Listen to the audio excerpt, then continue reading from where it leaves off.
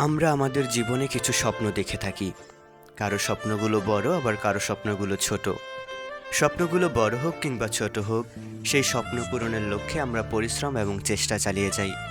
একটা সময়ও হয়তো আমাদের সেই নির্ধারিত স্বপ্ন পূরণ না হলেও আমাদের চেষ্টা এবং পরিশ্রম আমাদেরকে ভালো কোথাও পৌঁছে দেয়।